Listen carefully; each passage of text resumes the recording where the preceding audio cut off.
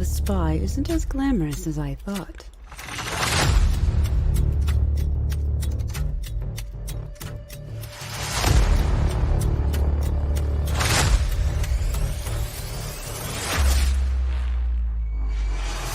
But it isn't dull.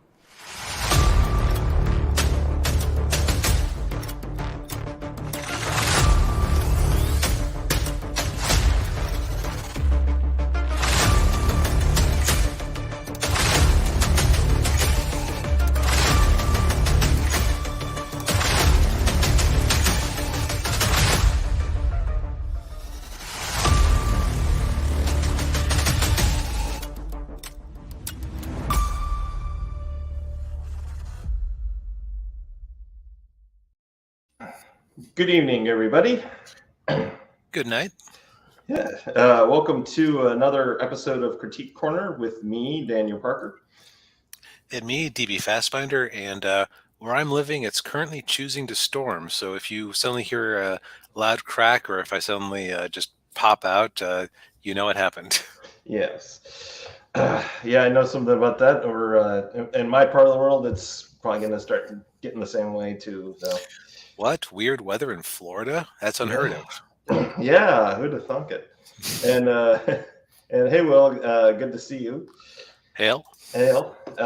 So for this episode, well, of course, we're going to start off with our things of the week, and then we got a few topics to discuss, and then after that, we'll bring in Edwin Aces to talk about his new comic book, The Ace Volume 2. But until then, for my thing of the week, I watched Netflix's Ghost in the Shell. And this is Standalone Complex 2045. And it's a continuation of the other Ghost in the Shell Standalone Complex series that ran in the 2000s-ish. And so the new season dropped last week. And when actually either like the day before or the same day as Stranger Things 4. Oh, that's bad competition. Yeah. But anyway, so the show picks up right after where season 1 left off, and basically it has the villain, and I always tend to put villain in quotation marks when I talk about Ghost in the Shell villains, because they always operate in a very morally gray area, and they aren't usually villains. What you usually find is the villain is like either people within the Japanese government or people in another government. In this case, it's us Americans, us Yanks, that are they're causing some issues, or at least caused an issue that is causing more issues. So if you watch the first season, there was an emergence of these beings called post-humans, and they're basically just like empty shells of people, and they're being controlled by this basically a teenager who's obsessed with 1984. And what's interesting is these two seasons, they kind of recycled a lot of plot lines from the other show. So like the first season recycled a lot of stuff from the first season with the Laughing Man. You had the Laughing Man who's obsessed with J.D. Salinger's Catcher in the Rye, and then this season he's obsessed with the antagonist is obsessed with George Orwell's 1984. Man, can you imagine if the villain was obsessed with like Jane Austen's Pride and Prejudice? Oh, that'd make for a very interesting conflicts there. But probably wouldn't actually, but that's what would make it funny. Yes, yeah, it would make it amusing. So he's obsessed with 1984, and he creates this other society in a newly constructed or close to being newly constructed Tokyo, and and there it's like, they everybody calls him Big Brother, and the police are called the Thought Police.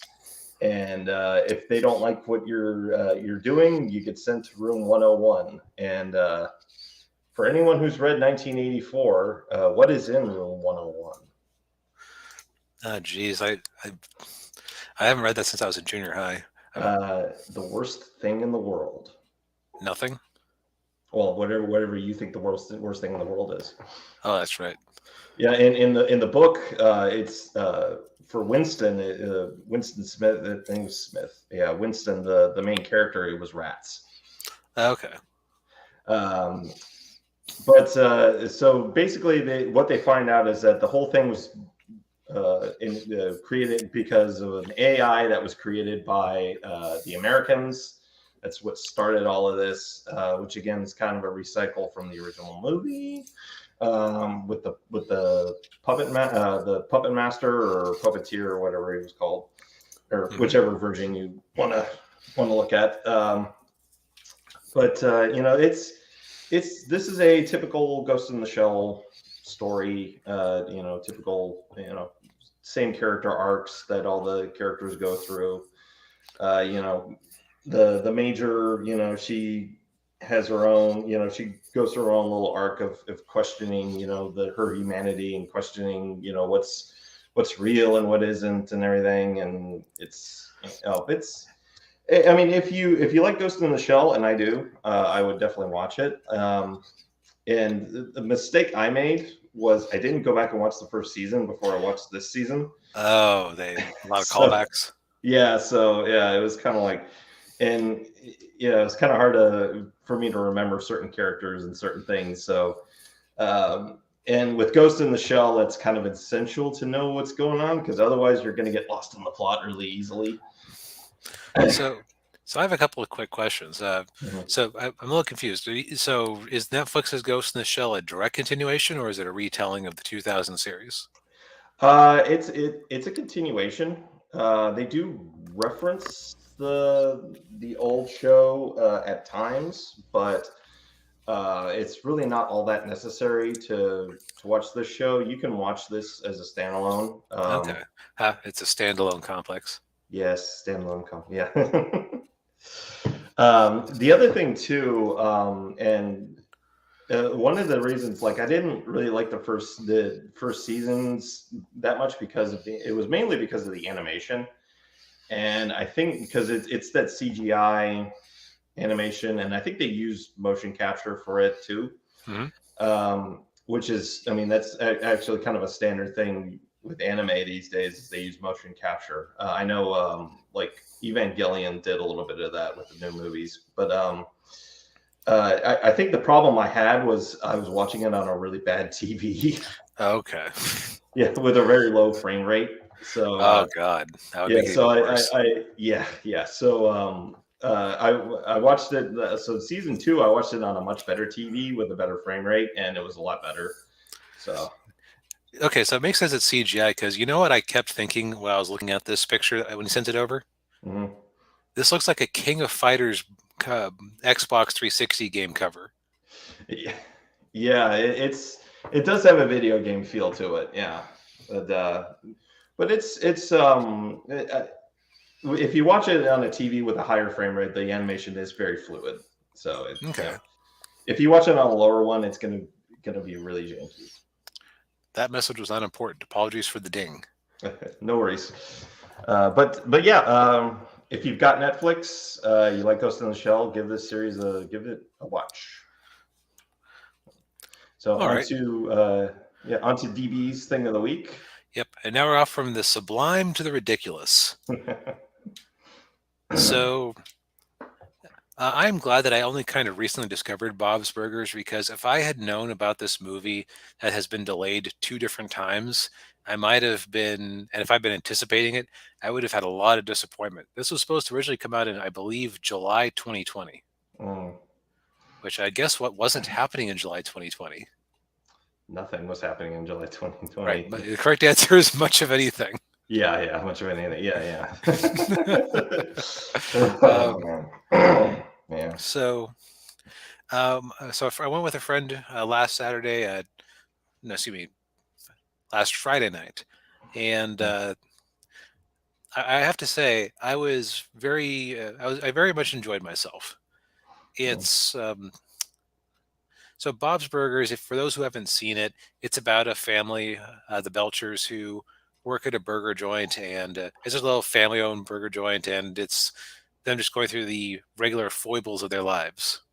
And this one, uh, to give a rough plot synopsis, it's a murder mystery involving a body found in a sinkhole in front of the shop. So it manages to link together, you know, the normal types of plots lines that they do where, oh no, Bob is completely miserable because everything is awful. Oh God, this 50-foot sinkhole opened up in front of my shop. Yeah. How do we deal with this?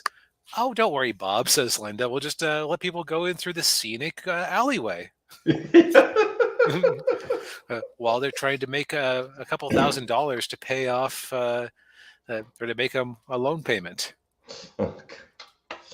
So, and the kids uncover the murder mystery. It involves the rich people and the fish owners who own their place, and I won't go into into more of it than that. I will say that the animation was a bit of an adjustment because normally, let's see here, characters look. I don't have any good shots of the movie, of course, because you know, but yeah, this is a pretty good example of what the characters often look like. Just typical Fox animation stuff. Not a lot of shading, not a lot of detail. Yeah. Just very simple, cartoony, easy to animate. Mhm. The characters look the same. The animation is more fluid, and there's a lot of motion capture for dancing scenes. There's a lot of Bob's Burgers always has a lot of, or doesn't always, but often has a lot of music and dancing scenes. They really cranked it up for this one. But the characters actually have shading, which was almost distracting in the first scene. I thought, because I had seen a bit of like the opening scene in a teaser a few months back, and yeah, this looks awful. Well, the reason I thought it looked awful, like this is the worst shading ever. Is like everybody's like exactly half shaded. Well, it's because they were in the shop. It was first thing in the morning, so still sunrise. So the sun was coming in right at that angle. They were indoors, so yeah, that shading actually made sense, but it looked really off-putting. But once you got into the movie proper, it's like, oh, okay, they're actually respecting the light source. So that concern went away. Oops, spoiler. Anyway. But so that concern went away. As far as the plot goes, I thought there was a big plot hole. There was not. So everything was resolved in a satisfying way. Every character has something to do, though, as always seems to happen. Luis is the star of the show. Yeah. They tease something maybe happening. You don't get to see it. I am not going to say what that thing is because that would spoil it. Just if it doesn't happen, I warned you. Yeah. And yeah, it's. I would actually say it's really challenging when you do a movie like this. Think back to the Simpsons movie. They basically assumed, okay, every single person who's watching this knows the extended cast of the Simpsons. Yeah, it's like a big plot. We're gonna put Springfield in danger. We're gonna have a big dome. We're gonna have a lot of humor that seemed good at the time, but probably only seemed good in comparison to what was on the actual Simpsons show at the time. Yeah. What kind of overblown on the plot. Flip side, Bob's Burgers, I think you could actually get the idea of all the characters pretty easily, even if you hadn't seen the show. Okay. So it's something you could take somebody to who maybe had seen one or two episodes, or maybe even somebody who if they like The Simpsons and Family Guy, there's a pretty decent chance they would like Bob's Burgers. Yeah, I've watched a few episodes. I've about like a season and a half, and it's a funny show. They're it's the family. I like how the family dynamic is that Bob, who's the dad, and the husband. He's like the only like real normal one in the whole, or semi-normal of the family, and everyone else is just like, Yeah. It's a very different. He's not another Homer Simpson where he's the stupid one. right. If anything, it's his wife Linda who's the space case, which just which gives it a distinct feel. Yeah. Yeah. So I'd recommend going to this movie because it kind of needs it. Or actually, I don't know if it needs it, because let's pull up. Time for our weekly box office breakdown. We took a break last week, I should say. Yes. Sorry, work has been work, so words may come out in order wrong. But Right. so Bob's opening weekend, $12 million, which that's not. Well, I can't say how good it is because I looked everywhere and nobody has an actual has an actual budget for this thing. I can't imagine it's more than like a few episodes. I could be wrong. Mhm. So hopefully they're making their money back, and all the people, hopefully the actors get some nice back end deals, and they sell some Yeah. Blu-rays to the fans and some toys and stuff. Oh yeah. But on the other hand, it's kind of a niche show. It's not The Simpsons in terms of cultural dominance. Yeah. But there's another thing that might have hurt it. Yeah. Top Gun Maverick. I heard people at work talking about it. Mm.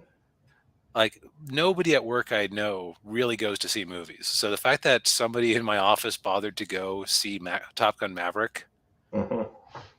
is impressive. Yeah. The only thing that's made more money than it this year so far, well, in this time frame, is I believe Doctor Strange. Mhm. So, and I can't tell you, like, if you had asked me, Ben, how is this movie going to do? Held a gun to my head, say, well, if you're wrong, well, you're going to splatter the wall. I probably would have said it would be a modest hit. I guess as somebody who didn't grow up watching Top Gun and I've never actually seen Top Gun, how to put it, it always boggles my mind how big this movie is. Yeah, me too. I thought, first of all, I thought it was over 30 years too late. Yep. And I will say the first movie was a big hit when it came out in '86. But yeah, I wouldn't have guessed it would have been as big a hit as it is. I mean, Oh my God. Sorry, I've got to take this. Okay, no problem.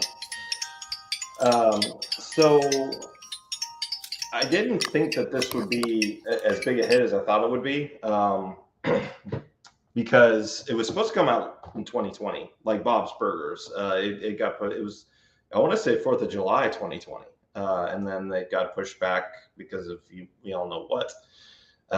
And it's I thought when it got delayed, I'm like, okay, well, it's not going to make any money. And then sure enough, it made money. It's making a lot of money. And I've heard good things about it, from a lot of people. They're all saying it's really great. I don't know, and of course everybody's saying go see it in the theater because of the action scenes. I know they actually put the actors into the cockpits of the fighter jets, unlike what they did with the first movie.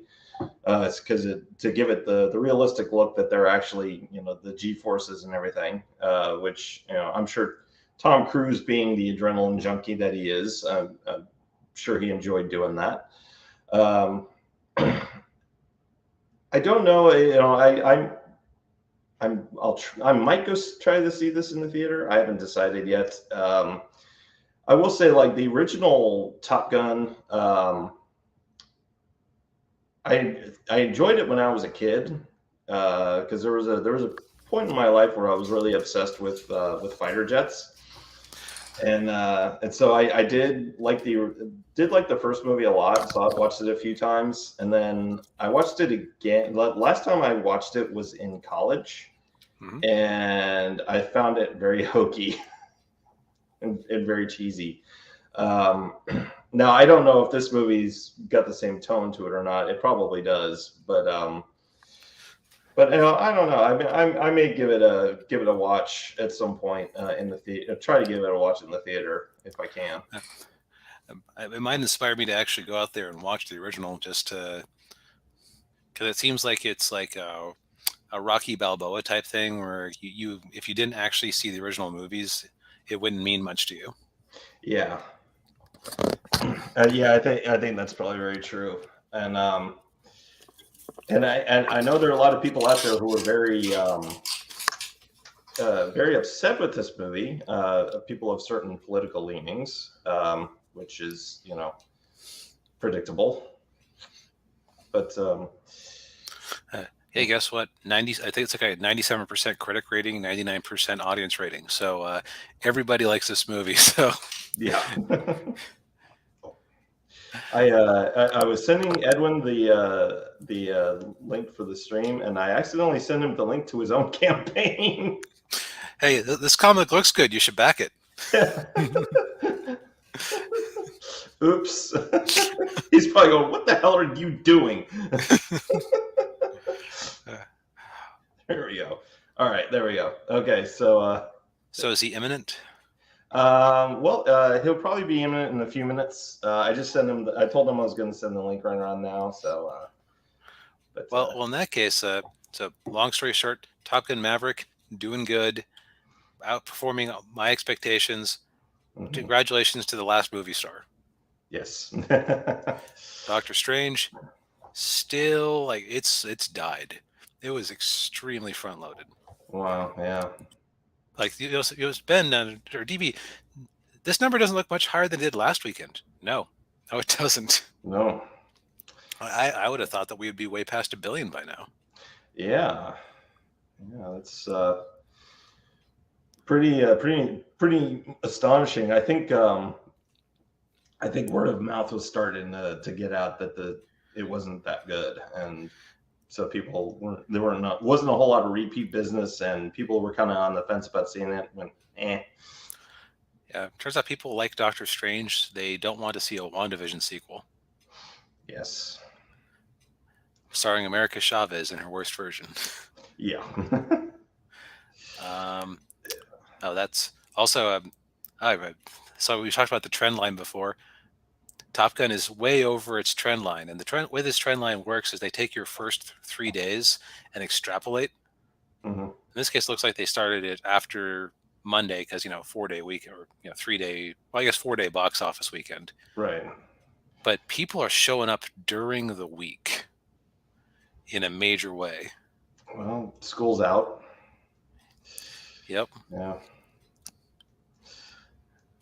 Yeah, this could. I think it'll be bigger. It'll definitely be a lot bigger than the first movie, even after inflation. Yeah, there's a decent chance this could, if it keeps going, it could eventually overtake Doctor Strange. I think it has a really good chance of overtaking the Batman. Ooh. Which that topped out around 750-ish. Yeah. Then what would nearly 60-year-old Tom Cruise do at that point? Well, we know he wasn't busy doing being an alternate universe Iron Man in Doctor Strange, like everyone had rumored for years. Yeah. Oh well. Yeah. However, let's talk about the greatest box office juggernaut of them all. Although the medicine is failing, I'm morbing out. I'm morbing. Morbid. Oh no. It's morbing time. So last weekend, Morbius made a grand total of $29,000 in 83 theaters. And it's still, Top Gun has made more so far than it has in its entire run, just in the U.S. However, because you people wouldn't stop talking about it and joking about morbing out and morbin and making fan art of different characters, talking about morbing and drawing them with people from Hololive because the one Hololive girl interviewed him. Yeah. No, because of you monsters, myself included. Yes. After weeks of memes about the film, Morbius will return to over 1,000 theaters tomorrow.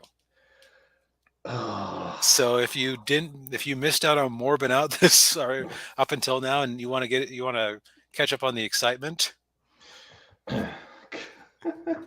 Yeah. Oh man. Hell is other people. Yes. or at least Morb is other people. Yeah, and then watch it make like, enough money for them to justify them doing a sequel. Yeah, if we get a Morbius too, it's all your fault. Yeah.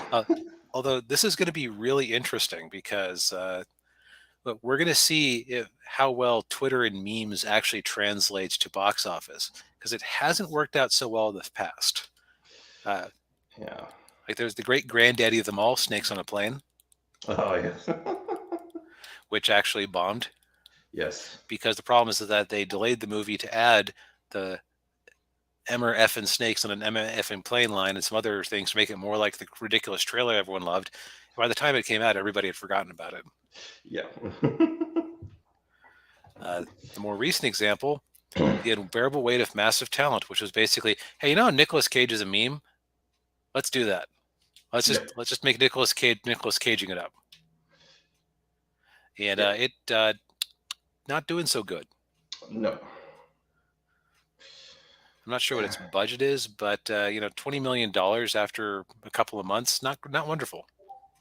Yeah, and well, whatever the budget was, it's it probably most of it probably went to Cage's paycheck. Yeah, and then going to pay his taxes. So they did have Joaquin Phoenix, I think. Yeah.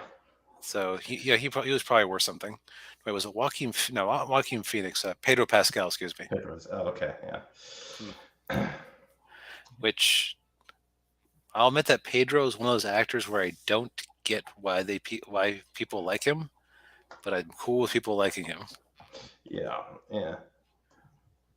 Like everyone's like, "Oh man, Wonder Woman 84 was awful, but Pedro's performance was wonderful." And I'm like, "Wait, what? Did we watch the same movie?" Yeah. But well, we speaking of cool people and awesome creative minds and everything. Yes. Let us welcome our guest into the show. Our second guest, Edwin. Hey, Edwin, how's it going? Hey, what's going on, guys? Yeah, it's good to have you on board, man. Yep, welcome. No, thanks for having me on. I appreciate it. Yeah. Yep. So, you managed to avoid the Morb talk, so yeah. Yeah. So tell us. Well, first of all, tell us about yourself, in case there might be anybody watching who doesn't know who you are. Sure. So my name is Edwin Acevedo. I am the writer and creator of the Ace comic book series, being crowdfunded through Indiegogo right now. And lucky enough to be able to say that I'm a creator that had a book funded successfully last year, fulfilled, and now I'm sending my second offering. In second 30 days with Ace Volume 2. Which Nice. Congratulations on already being funded after a little bit over a week. Yeah, Awesome. Yeah, congrats. So since it's since you're funded, there's not as much pressure on us to like, okay, get them funded. So go ahead. So I admit I kind of missed out on the first campaign. What would be your elevator pitch for the Ace to somebody who hadn't heard of it?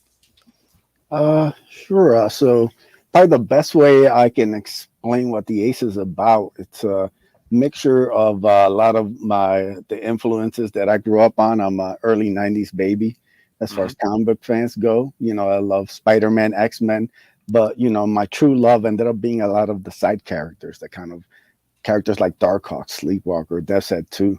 So I'm Okay. kind of bringing that kind of sensibility back with kind of more of a modern storytelling. So we have this young man, David Diaz, who ends up discovering the remains of a shooting star, which gives him the ability to transform into an armored superhero. And now he's got to face off against all these different, strange, and powerful aliens who all want the armor for their own means. And we just kind of throw this young man into the fire from the start. Yeah, I definitely see the '90s in here. I've really loved on a lot of these Comicsgate things that they kind of take what they were trying to do in the '90s and kind of like evolve it, improve it. Because it's like that early '90s kind of once Marvel went bankrupt, the whole industry went, oh, this is awful. We never want to do anything remotely like it ever again. Yeah, and I think they kind of missed a certain lane. I think one of the things I talk about, obviously the book's about like a guy in like armor facing us against like a giant talking shark, all that kind of fun, wonderful stuff. But it's also underneath, I want to tell the story of a young man who's trying to find his purpose in life. I mean, like when I was looking at this earlier, I was thinking, okay, so it's like I kind of like the Jim Lee X-Men influence of these uniforms, which is awesome. Yeah. And of course, like, is that a whole team of street sharks? And Yeah. with some really creative shark types that you don't usually see, like this goblin shark over here, and that's like that's the Kula origin story. Kula ended up being like a big breakout hit, so wanted to do like a fun little story. It's basically I call it a mashup between like Street Sharks and Sons of Anarchy. Okay, I'm sold. So I think people will dig it. If you're an Akula fan, it'll definitely it'll be right up your alley. Apologies. Are you the writer, artist, or both? I'm the writer, the artist. I have multiple, but the main story, the artist is by Canales. Oh, okay. Okay. He's the what do you call it? He's the guy who did your boy Zach's Iron Sights, right? Yep, he's done tons of books. He's done Abductables. He's done SOS. Tons of like crazy books that he's put out over the last like 3-4 years.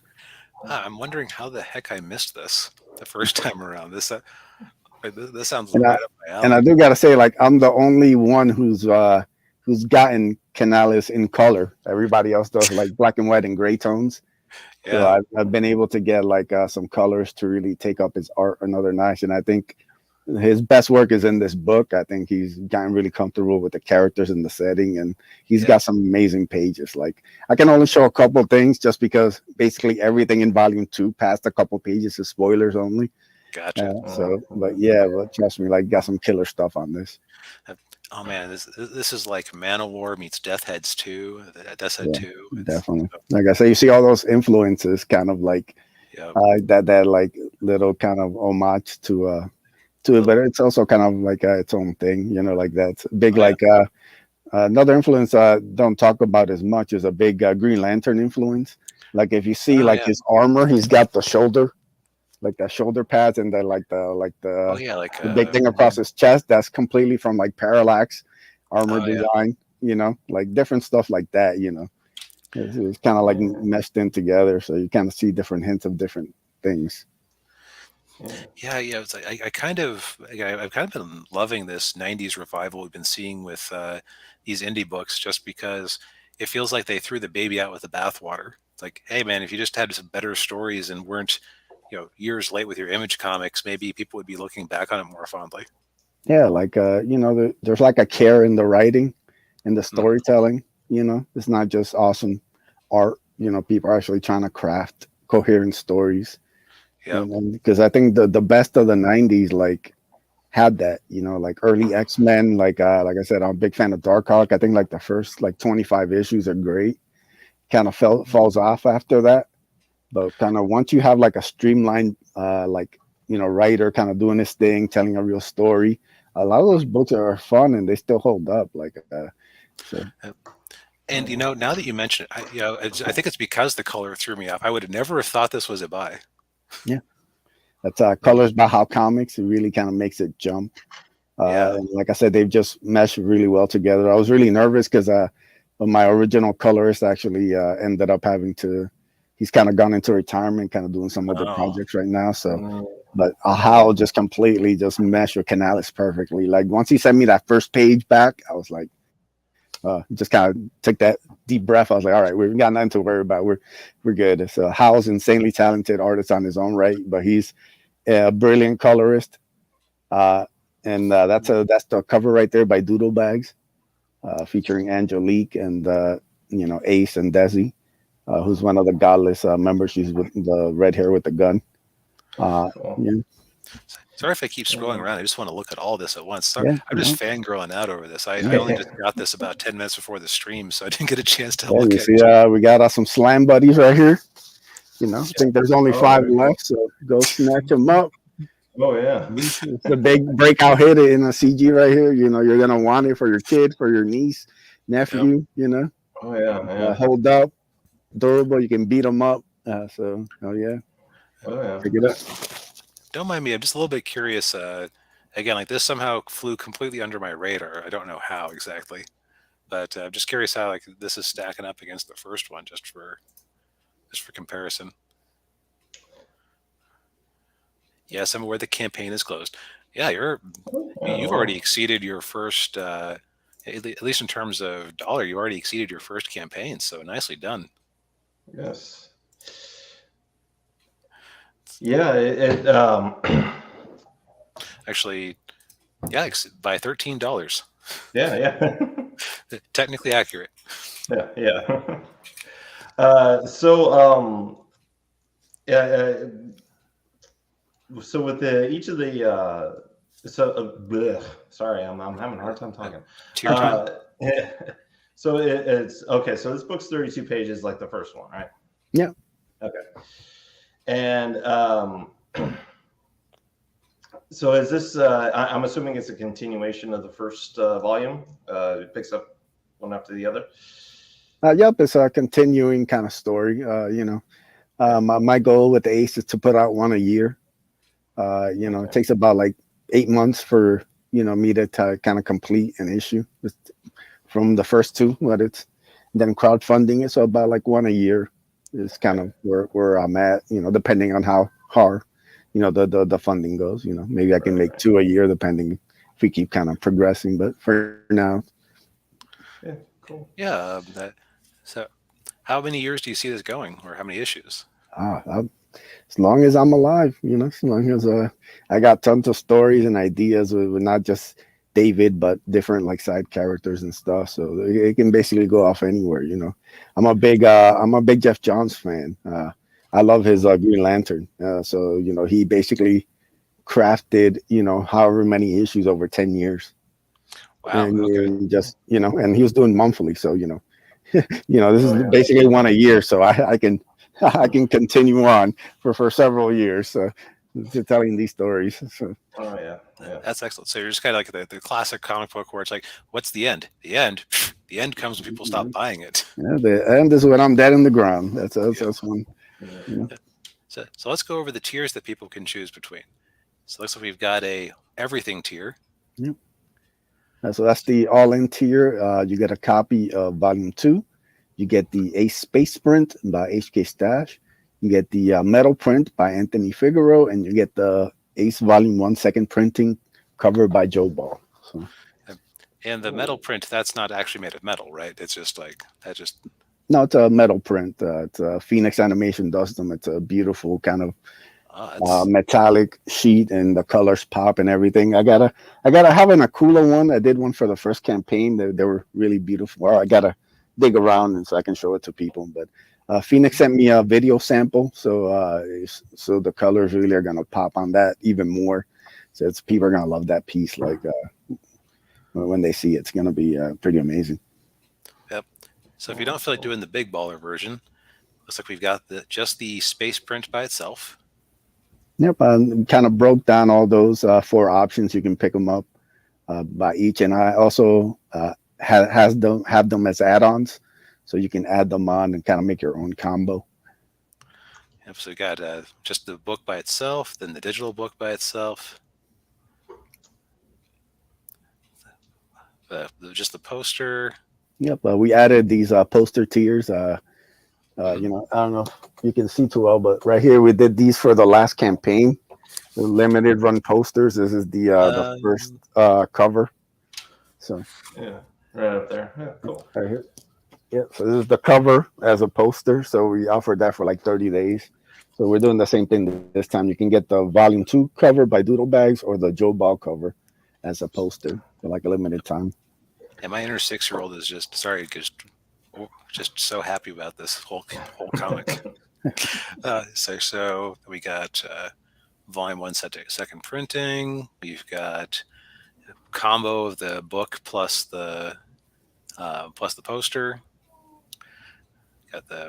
Got just the metal print by itself. So it looks like it is a good value if you do the combo pack. Yeah. Oh, yeah. You got the Slime Buddy. Oh, yeah. You got Joe Ball did some sketch cards for me. That's the last one left. If any Joe Ball fans out there, snag that because those Joe Ball sketch cards are like gold on campaigns. So check it out. Mm-hmm. Yeah. We got the book combo pack. We got the. Yeah, it looks like you got a good variety here. And like you said, anything you feel like can just be added on if you want to go a la carte. Yeah. And I do gotta say, I don't know, I think it's like 23, 22 days left or whatever. Once that ends and the book goes in demand, a lot of the tiers are gonna be going away. The poster tiers are gonna go away. The metal print is gonna go away, and so is the digital tier is gonna go away. Everything that I do is very limited, so it only runs for a limited time. And if you miss out, then sorry, but it's kind of how it goes. Yeah. Get on it while you can. Yeah. So was Ace your first comic book that you ever created? Yep. First ever. I spent about 2 years working on it. Had a lot of help from a lot of different creators. I'm friends with a lot of the hardline guys, Phil Diaz, Joe Ball, Brandon, Sim. All of us kind of have been hanging out for like 4 years or whatever, however long it's been. And we're all friends, and we all kind of like bounce ideas from each other and kind of help each other out. So yeah, I just kind of worked on it for about 2 years, got everything right. Well, I felt confident in what I was doing and had it proofread and everything, and then put it out, and people responded to it. So I'm very grateful. It's kind of ever since then, I've just been kind of like doing some more work. I did a special Ace story for Sim, who did this Red Label anthology. I think you can find it on Amazon. The Amazon books right now. So you said it was called Red Label? Yeah. God, I gotta track down. I always forget what it's called. Nope. Thanks, Amazon search here. It's a Red Label Indie Comics Showcase. Try that. Thanks, Amazon search here. Yes, thank you. Yes. Nope. Yeah. Nice job, Bezos. Way to go. Anyway, why you're trying to keep a good Canadian and Sim down and just outrageous, free Sim. But anyway, I'll find the link to that sometime. Share with people. I think he's actually got it on his Twitter. But yeah, I did like an exclusive story for him. Then I did a story for Alterna. Their winter campaign. It came out on a Wednesday, number 18. I have a little short story there. I did a story for Passion for Drawing, Tales of Nova Terra. And now I'm doing the Ace 2, and also got some other projects I've kind of been working on behind the scenes, kind of getting them ready. You might be seeing something down maybe late this year, next year. So just working and working. Let's hear. So I do novels and Daniel does comics. But I've been for a while I've been thinking about taking some of my novels and turning them into comics. What would you say is what are some things that you wish that you could tell the you from 2020 when you started this, or 2019, I should say? Biggest advice is pace yourself. Mhm. I went super hard the first 30 days of the first campaign, and it just took a toll on me. By the time the second 30 days ended, I was on fumes, Mm. and it just kind of wore me down. So this time I'm kind of pacing myself more and kind of doing streams, doing multiple streams, but I'm also kind of knowing when to kind of take out a day or two off and just kind of chill out and recharge the batteries. And like I said, it's a grind, like it's just, you got to be dedicated every day. You got to be posting, promoting, you got to be reaching out to people, and you got to, Mhm. if somebody's got to stream at 8:30 in the morning, then you got to be on the stream at 8:30 in the morning if you want to promote. It's just kind of how it is. You got to be ready for that Yep. life. And Mhm. that first campaign taught me a lot of things. And I'm trying to take all those lessons now for the second one. So Yeah. far so good. Yeah, I hear you with with that pacing. Yeah, it's just when especially with your first book, because Mhm. nobody knows who you are, and you're trying to get your name out there, you're trying to get your face out there, and it's tough sometimes, but it can pay off in the end. Right. Yeah. Trying to prove to people you aren't just going to take their money and run. Mhm. Another thing is don't look at the ticker. I try to avoid going to updates as much as possible. So, Mhm. Yeah, I'm. most of the time, like the only time I see how much it's made is when I'm on a stream and people check and see, oh, let's see where we're at. Yeah, I try to avoid doing anything else. I'm really Yeah. bad at that. You might notice that my first link up here is for my Kindle reports. Yeah, that might get checked a Yeah. couple, dozen times a day or so. Yeah. Yeah. It's easy to do. Yeah, yeah, I'm Yeah. guilty of it as well. Yeah, yeah. especially it's just So you go through like the kind of like panic of nobody's backed it in 2 days. It's Yeah. over. It's yeah. never gonna get funded and all that kind of stuff. You gotta breathe and just it's gonna be what it is. Yeah. Yep. Well, and you do have the advantage that it's already funded, so now you not just how much gravy can you get. Yeah. Yeah, I noticed, of course, you got a couple of stretch goals, and one of them I know you've already hit, which is of course, So the was those at the stickers. bottom or? Yep. This, yeah, a little down. Oh, Yep. you're Yeah, right. right here. That's right. This right here. Yeah. So that unlocks at 6,000. Yep. Yeah. Yeah, If that's you gonna be exclusive trading card. Arts by Sim, colors by Michael Beacon. So it's gonna be a nice little trading card once you get to 6K. Yeah. do you have plans for adding any more stretch goals as things accumulate? Yeah, I think I got everything up until like 10K. I'm just kind of waiting to see kind of when to drop it. But like I said, I spent a lot of time working on these, so I have a lot of art and different things kind of that are already like in the can. So it's just about kind of revealing them when the time is right. I don't like to overflood people with images. If I drop an image, I want to just be able to promote that image for a while until I drop a new one and kind of Right. give people like give people a chance to see it because people may think like, oh, everybody's seen this, but no, they haven't. People are busy. Their timeline could be like messed up. So you just want to promote all the cool images for a while, make sure everybody sees them, and then you can drop a new one. You can drop something new, but just give people a chance to kind of see what you're offering, and don't overload them with images and stuff. Yeah. Right, it's that fine line between uh, uh, being ignored and people wanting to ignore you because you won't shut up. Yeah. Hey, look, you mysteriously got another backer, huh? No, it's awesome. Oh, that couldn't possibly be me. Then. Awesome. Thank you so much, man. I appreciate it. I opted for just the books because Daniel will tell you that he's the only poster that I've actually ordered individually. Mhm. Oh, nice. Like usually it's like, oh great, what am I going to do with these now? Yeah, I got a bunch on my walls and stuff. But like we usually when I get new ones, I'll like once they start falling off, I'll just like put up new ones. Yeah. So you just like retire, got a retirement, It's like bring them down from the rafters and put up some new ones. Give them a fold, burn them. Yes. Yeah, yeah. Thank you for your service. It's time for some new stuff.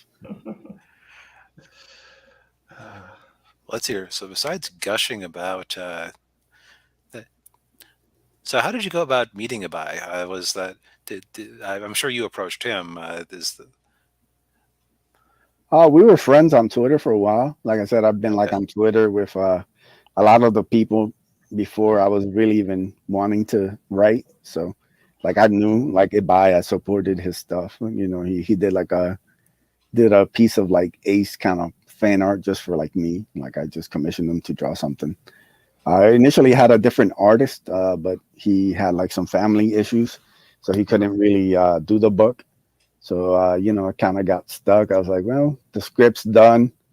I got to find an artist who can do this. And so I was like thinking to myself, like, who's like realistic, one, and two, Right. like who would I like to see, like whose style? Because I've gotten some art done by different people, and I always kept coming back to the Canales' piece. I really like the way he kind of he took the original design and kind of put it like exactly how I pictured it in my head. Like he just kind of trimmed it down, and I just thought, like, you know what? I know Canales is busy, but I can always hit him up. Like we're friends and stuff. We're kind of friendly, so I'll just hit him up out of the blue, like, hey, do you have time to do this? How's your schedule looking? And I reached out to him. I gave him the pitch, and he said, "You had me at the giant talking shark." And I was like, all right, I guess we're doing this. Yeah, so it's kind of been like that. Like, and my other artists that having the book of Sweens from Oddity, like I've known Sweens for forever. Yeah, Oddity. I backed that ages ago. Is that I keep getting updates about something about printers, but it's shipping out. I got mine a couple of weeks ago. Yeah, I got mine too. About two or 3 weeks ago. Yeah. Oh, sweet. Yeah.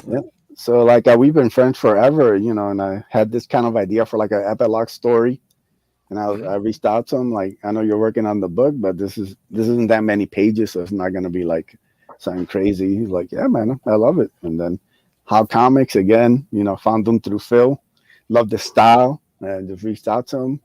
Told him I got this Angelique story I want to tell, and he completely was down with it. And like I said, it's pretty.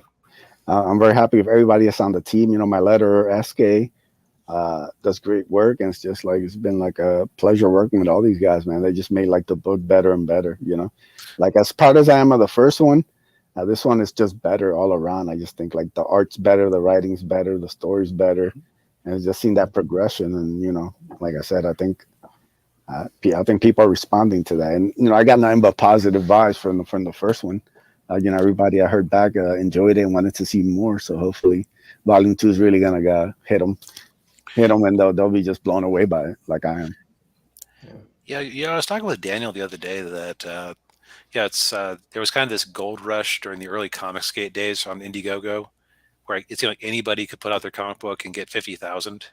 But it's like on the flip side, man, there were a lot of horrible mistakes learned.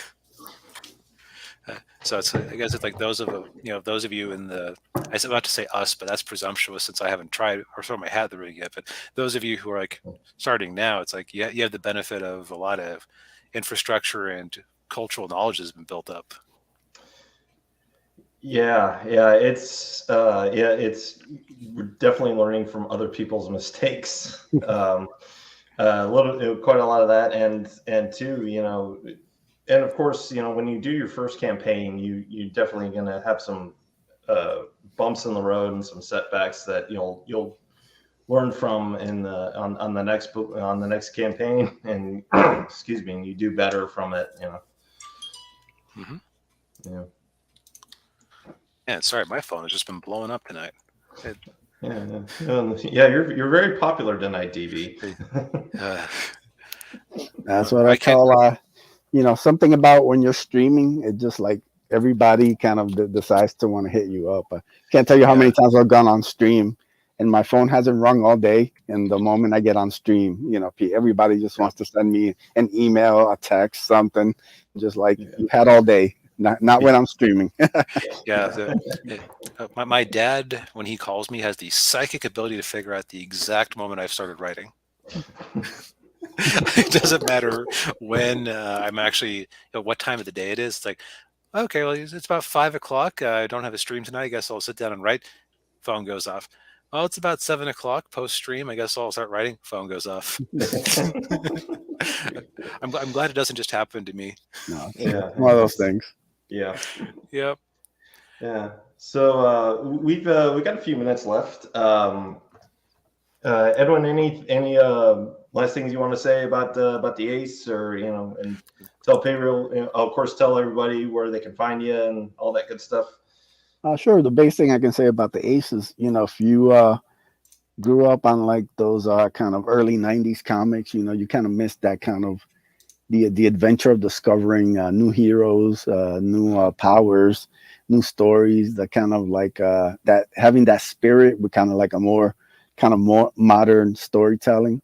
You should check out the Ace Volume 2. Got a lot of fun stuff planned, and now that Volume 2 is ready, I'm starting to work on Volume 3 script. I already have it kind of laid out in my head. I just gotta kind of get it down and kind of really shape it up. But looking to get even more kind of crazy space adventures, more aliens, just kind of more of that fun action, while trying to still keep like the heart of the story. Focus on David and kind of like where he's at in his life. So yeah, guys, you could always find me on Twitter at Edwin Aces for any of your needs. If you're streaming, you need some guests on your channel, you can always hit me up. I'm looking to promote still, so the Ace is going to be up for a while. So I'm always available, especially mostly during nights, but I can do some morning streams too. So good news then. I have a day job, so I'm absolutely not available in mornings. We staked out this prime Thursday night spot for a reason. Yes. Yeah.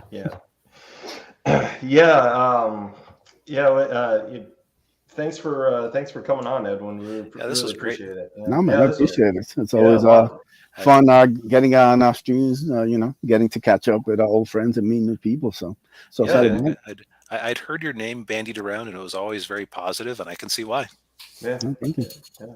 I was remarking to DV that the first promo live stream I ever did was on your channel. So yeah, I need to get back to streaming. That's something I gotta maybe during the summer. Like I'll be able to breathe a little more once it goes in demand, and maybe get the old pimp stream going back. Speaking of, if people do want to follow you on YouTube for when you start streaming, what's your channel? It's Drawing Aces together. Just type that in, you'll see the little Ace helmet up, and just click on subscribe to that. That's the private chat, not the oops. I also do have a pro wrestling channel that's doing really well. It's got almost 8,000 subs. It's called Indie Wrestling Aces. I post independent wrestling matches from a lot of local events that I go to. So if you're into that, you can sub to that. Very cool. Very cool. Yeah. I'll definitely be hitting you up sometime this summer, because I've got Guardian Angel Part 1 coming up. So nice. Yeah. Speaking of which, if you have any money left over for after you've emptied your wallets all over the Ace, yes, we do have, of course, Daniel's Second Chance campaign, which is half funded now, and it has the benefit of the books are already printed. The only thing that has to go out is this awesome metal cover poster here. Not metal as in actually made of metal, which is I was thinking, oh, does Edwin have a character named Metal in that poster? But no, just a regular printed poster, but still pretty metal. Oh yeah. That's all that has to be made. So now this is a zero risk operation here. Once the campaign's done, we're gonna go right into fulfillment and send everybody's books and posters out. So Yep. All right. That's all the time we have for tonight. Thank you, everybody, for watching. We appreciate it. Hit the like button. Subscribe to the channel if you haven't already. Ring that bell for notifications. And we'll see you all next week. Good night, Yep. everybody.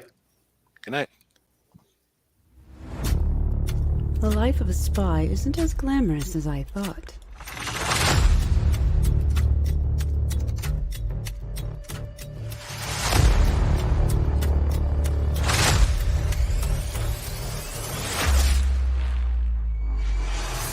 But it isn't dull.